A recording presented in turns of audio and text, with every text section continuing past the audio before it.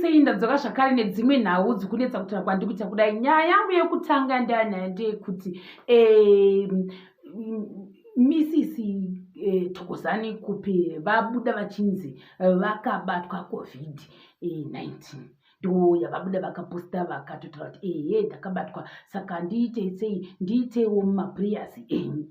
Zvinenge zvabuda nechekutwitter uko ndo kwazvabuda nazvo, asi tisati tataura nhasi paso kuda iyoyi statement rekuti vakabatwa covid nemaresults achona akabva kuyekera ikoko kovanotesta kuya vakambinge zvavo vabuda zvakare vane chinhu chavakanga vakaiswa muhuro. Saka ndinoasi kuti ndofunga paya pavaikweverwa vachikweverana hazi kuti chakazoitika afterwards, asi ndoasi kuti ndofunga mutsipa wavo wakakanganisika. Ndichiti zvakare getowo suni kunani kuna MsThokozani Khupe. Makomenti mamwe anga achitaurwa nevanhu vangu regai ndigumira ipapo achandokwanisa ngoti hanchekuti COVID haina mugoni, ndo zvandokwanisa kutaura. You never know, maybe mangwana ndiwe uchasangana nemunhu ungachizvichovhera bhasikoro rake kuda wakapfuura neimwe njirawo mumwe munhu wanga anayo asi asingazvizivi. You might also get it without even knowledge. Izvi zvatozvi kuti vakaiwa nepiwo ivo MsThokozani Khupe, nekuti zvinhu zvokuti handingafungi kuti zvingatosekesa kuti munhu wanzi wabatwa COVID ndokwanisa ngoti getowo suni vanosekaseka izvenyu, asi kana zvazovabatawo ndopanoona kuti chigwere chachiya pamwe hachisekesi wanyatsa kuva kuti zvamira mushe. Vamwe vakaitawo moking yavangu vachita nayo vakatanga kuita zvakasiyana-siyana. Chirega ndigumire ipapo. Tochibvapo toenda zvakare pane imwe nhau yecyclone iri kunzi iri kuuya mukati menyika yeZimbabwe. As I am speaking hanzi dzimwe nzvimbo kwatoita sekuti affectikei. Kanyanya ndofunga kuManicaland kudivi ikoko ndo zvanga zvichifamba nedzimwe news pamusoro pecyclone iyi inonzi Cyclone Chalane oro Chalane. Ndo dutu remvura riri kunzi richaafekta zvakare nyika yedu yeZimbabwe. Saka kune ava vese vari kune nzvimbo dzakaita sedzo dziri prone kuti vachange vachiafektwa nemafloods aya. Ndo zvandokwanisa kungotaura kuti just take maprecautions kana kuti maprecaution measures ekuti munge muri safe musingaafektwa nemafloods. Ndo zvandokwanisa kutaura panguva ino nenhau yakananga nemafloods. Tobvapo toenda zvakare pane imwe nhau yaswera ichitenderera zvakare yezvikoro. Kwanzi statement iri ranga ranyorwa in yellow kuti ndofunga vanhu vese vanyatsa kuhwa nekuona. Vanhu vakafara vakati ndimika makarya mari dzekisimusi uyezve maihla kuti musi wa4 January tichange tichiafektiwa neJanuary disease. Masikuru fees anobvepi takachochonya mari yose paKrisimasi tichitenga majojeti nekutenga mabefi and pie. Izvozvi 4 January ndo vhiki ndokucha 1 New Year uyoyu takatotazana naye kusura mangwana tatomuswa 1 musi wa4 zviko zvazvichinzi zvichavhugwa.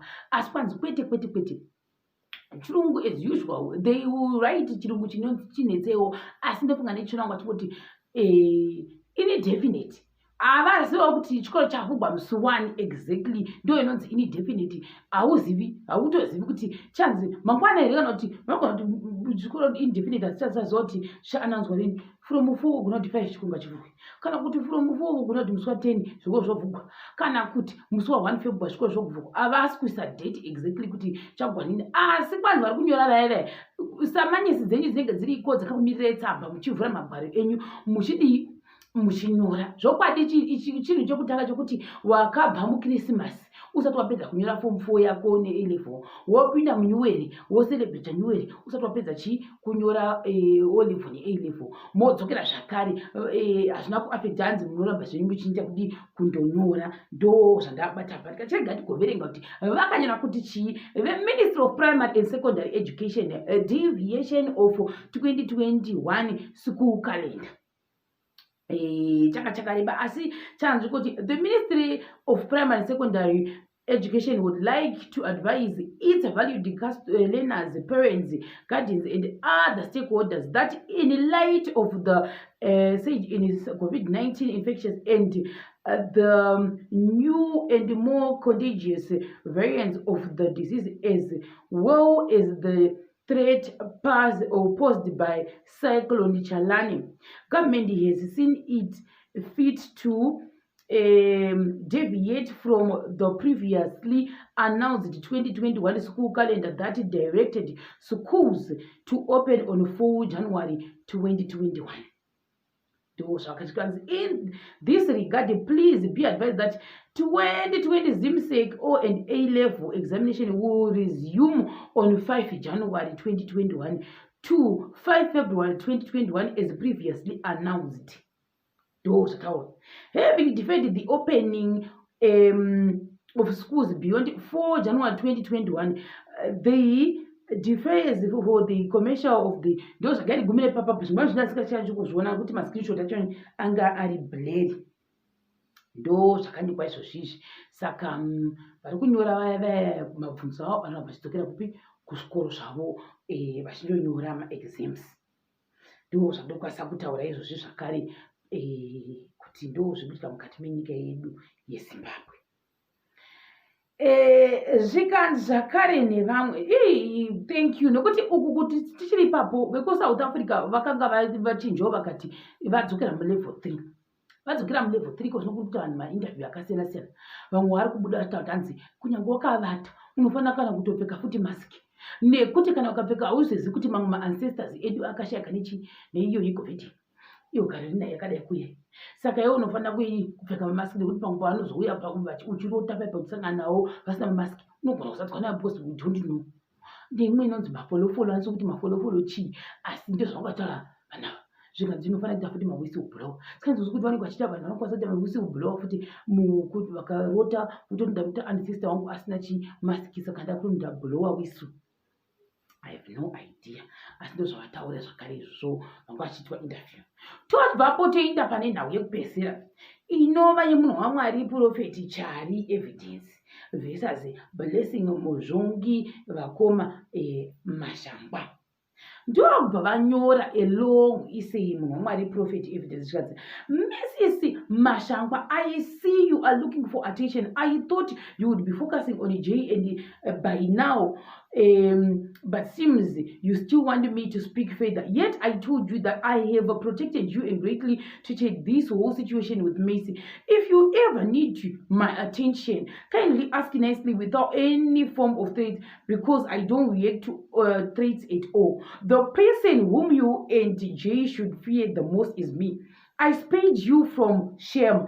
Please respect my silence. I don't want to bring the next terror in your life, which is already messed up at the moment.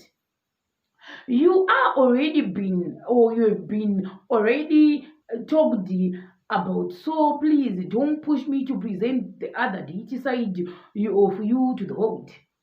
The next time I speak, let's see if the law lets you go free after proof of the consignment you bring into the country comes out and those and Sepaya is a business of business people and women.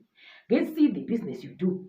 And they calculate how many people you claim to have helped against how many young people you have destroyed. Never let me hear that you plotted something again, apostrophe triangle. I don't know what that is symptom and sign stand for.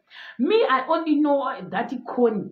Chinoiswa murodi chiya chinzi pane danger zone. There is a danger zone there. Don't pass through this. It means if you have a bicycle, if you are a ped, you don't have to go through that way. Inenge ikaswa chitriangle chiya chine chiwanza kuti apana kumira zvakanaka tenderera kuendere kumwe. Saka zvazoti this triangle yaiswa nemunhu waMwari chasi Chari uyu inoreva here kuti there is danger if you try me or what, I have no idea. Zvika zvakare, if ever you want my attention, please ask nicely. Ndobva ndofungwa isa screenshot yani ya Blessing Muzvongi Mashangwa zvikanzi Prophet Evidence Chari. I feel like posting something. I'm tired of prophets and games. Zvikanzi zvakare na Blessing, I think Evidence, you and I need to talk. I don't know what they need to talk about. These people, maybe they know each other. We don't know. But vari kunyorana pa Facebook vachiti you need to talk. Akati challenge. Oh, you want to challenge me? Where are we supposed to talk? Ati sokuti kana wadero zofamba sei?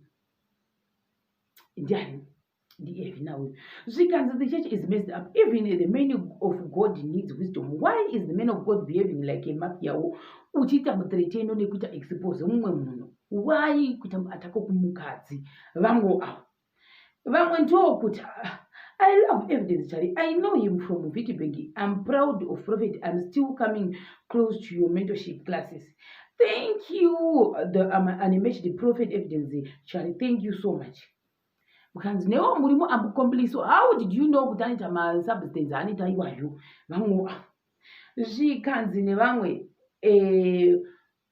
so you know she's been destroying vanhu muupenyu hwavo. Iwo bwawachengeta information iyoyo wekuri mukompliso. Vamwe tondina kuti zvichaguma nepi kana zvidai.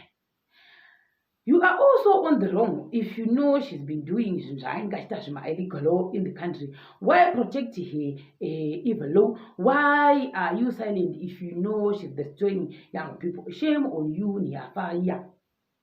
Thank you so much, Prophet Evidence. You are indeed a true sign.